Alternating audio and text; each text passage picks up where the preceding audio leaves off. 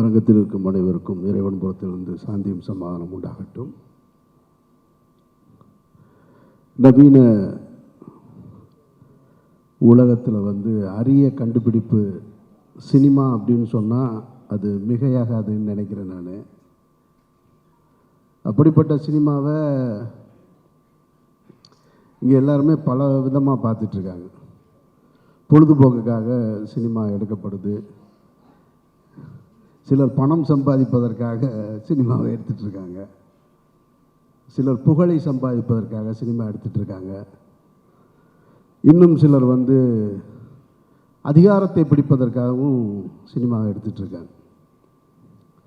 அதில் சினிமா என்பது தான் பேச நினைக்கிற அரசியல், தான் சார்ந்திருக்கிற அரசியல் அப்படின்ற எண்ணத்தோடு அணுகுகிற சில இயக்குநர்கள் இருக்காங்க.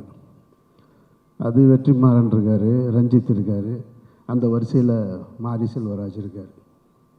நானெல்லாம் திரையில் அரசியல் பேசுகிற ஆள் கிடையாது, தரையில் மட்டும்தான் பேசுகிறது, அதனால் திரைக்கு போகிறதில்ல. அந்த வகையில் வாழை மாரி செல்வராஜ் பேச நினைக்கிற அரசியலாகத்தான் அந்த படத்தை பார்த்தேன். வாழ்க்கையில் இந்த ஒரு ஆணுக்கு பெண் மேலே ஈர்ப்பு வர்றது சின்ன வயசுலேருந்து வரும். அது திருமணமாகிற நேரத்தில் பொண்ணு எப்படா வேணும்னு கேட்டால் ஆண் சொல்லுவான் எங்கள் அம்மா மாதிரி வேணும்மா. பெண்கள்கிட்ட கேட்டால் எங்கள் அப்பா மாதிரி ஒரு மாப்பிள்ளை வேணும்னு சொல்லுவாங்க. இன்னும் சிலர் எங்கள் டீச்சர் மாதிரி வேணும்னு கேட்பாங்க. அதில் மாரி செல்வராஜ் சின்ன வயசுலேயே அவருடைய டீச்சரை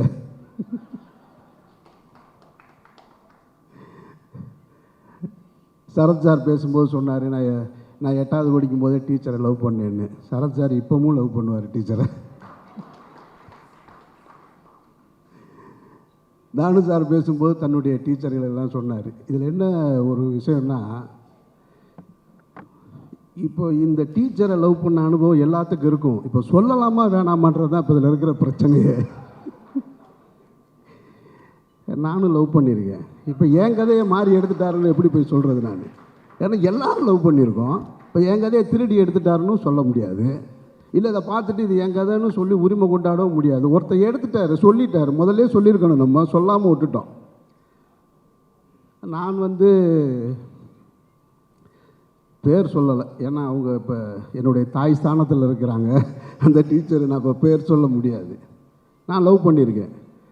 மாரி செல்வராஜ் அந்த படத்தில் அந்த பையன் பேர் என்ன, அந்த கதாபாத்திரம் சின்ன பையன் இருக்கான் இல்லையா, அவன் எப்படி கர்ச்சிப்பெல்லாம் முகர்ந்து பார்த்தானோ அது மாதிரி நான் உங்களுக்கு பின்னாடி உட்காந்து அவங்க சேலை முந்தானையெல்லாம் பிடிச்சி பார்த்துருக்கேன். அதாவது இதை பார்த்துட்டு இன்னொரு டீச்சர் பார்த்துட்டாங்க. இதை இன்னொரு டீச்சர் பார்த்துட்டு, டீச்சர் என்ன வேலை செய்கிறான்னு தெரியுமா அப்படின்னு சொல்லிட்டு கூப்பிட்டு முட்டி போட சொல்லிட்டாங்க. சரி முட்டி போட்டு நின்று, முட்டி போட்டதுக்கப்புறமும் நான் முட்டி போட்டு நின்று அந்த டீச்சரை பார்த்துக்கிட்டே இருந்தேன். அவனுக்கு எவ்வளோ திமிரு பாருங்கள். டீச்சர் முட்டி போட சொன்னதுக்கப்புறமா அவன் உங்களை தான் பார்க்குறான் அப்படின்னு திரும்ப சொன்னாங்க. அந்த நினைவுகள்லாம் இருக்குது, மதுரை ஸ்கூலில் இருக்குது.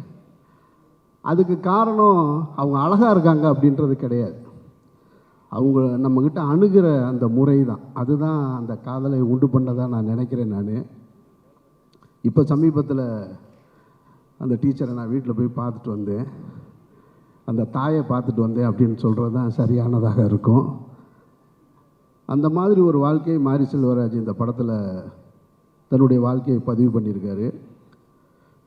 சினிமாவுக்கு எல்லாருமே ஏதோ ஒரு மூலையிலேருந்து கஷ்டப்பட்டு தான் கிளம்பி வந்திருப்போம். எல்லாருக்குமே ஒரு கதை இருக்குது. தானு சாருக்கு இருக்குது, சரத் சாருக்கு, வெற்றிக்கு இருக்குது, ரஞ்சித்துக்கு இருக்குது, எல்லாத்துக்கும் இருக்குது, இங்கே இருக்கிற சூரிக்கு இருக்குது. ஆனால் எல்லோருக்குமே தான் வாழ்ந்த வாழ்க்கையை படமாக்குற அளவுக்கு வாய்ப்பு கிடைக்கிறதில்ல. கிடைக்கும்போது வேறு ஒரு விஷயங்களை படமாக்குறோம். அந்த அடிப்படையில் பார்க்கும்போது மாறி தனக்கு கிடைத்த வாய்ப்பை சரியாக பயன்படுத்திக்கிட்டார் அப்படின்றது தான் இதில் மறுக்க முடியாத உண்மை. எல்லோரும் நினச்சா எடுத்திருக்கலாம் தன்னுடைய வாழ்க்கையை. ஆனால் மாறி மட்டும்தான் தனக்கான தான் பார்த்ததை இதை படம் பண்ணியே ஆகணும்னு ஒத்த காலில் நின்று இந்த படத்தை எடுத்திருக்காரு. மாரி வாழ்த்துக்கள். இந்த படத்தின் மூலமாக நீங்கள் எவ்வளோ பணம் சம்பாதிக்க போகிறீங்கன்னு எனக்கு தெரியாது. ஆனால் ஒரு பாரதி ராஜா சொன்னது போல், இன்னும் பல பேருடைய எண்ணத்தில் இருக்கிறது போல், உங்களுக்கான அந்த அடையாளத்தை ஒரு இயக்குனராக நீங்கள் அடைவீர்கள் என்பதில் நானும் நம்புகிறேன். சசி பேசும்போது சொன்னார், மாறி தோக்கவே மாட்டான் அப்படின்னு சொல்லிட்டு. நமக்கு இந்த வெற்றி தோல்வியெல்லாம் நம்பிக்கை இல்லை. கலைஞனுக்கு என்றைக்குமே தோல்வி கிடையாது. சாகிற வரைக்கும் அவன் கலைஞன் தான். அவனுக்கு என்ன வெற்றி தோல்வி அதெல்லாம் ஒன்றுமே கிடையாது. சாகும்போதும் அவன் கலைஞன் தான். உங்களுடைய படைப்பு, உங்களுடைய சிந்தனை மக்களிடத்தில் எப்படி போய் சேர்ந்துச்சோ, பிசி சார் சொல்லும்போது சொன்னார் பாருங்கள், நான் இந்த வாழ்க்கையெல்லாம் நான் பார்த்ததில்லைன்னு, நான் திரையின் மூலமாக பார்க்குறேன்னு. அந்த மாதிரி கொண்டு வந்து சேர்க்குற ஒவ்வொருத்தருமே கடைசி வரைக்கும் வெற்றியாளர்களாக தான் இருப்பாங்க. மாரிக்கு என்னுடைய வாழ்த்துக்கள். இந்த மேடையை இன்னொருத்தருக்கு வாழ்த்து சொல்கிறதுக்கு பயன்படுத்திக்கிறேன், ரஞ்சித்துக்கு. ஏன்னா தங்கலான் படம் பார்த்துட்டு இப்போ அவருக்கு நான் ஃபோன் பண்ணல. ஒரு மிகப்பெரிய உழைப்பை கொடுத்துருக்க ரஞ்சித்துக்கு என்னுடைய நெஞ்சார்ந்த வாழ்த்துக்கள். நான் நடிகர் விக்ரமோட ரொம்ப நெருக்கமான ஒரு ஆள், ஆனால் ரொம்ப தூரமாக இருக்கிற ஒரு ஆள், ரெண்டுமான ஆள். நான் காசி படம் பார்த்துட்டு அவருக்கு ஃபோன் பண்ணேன்.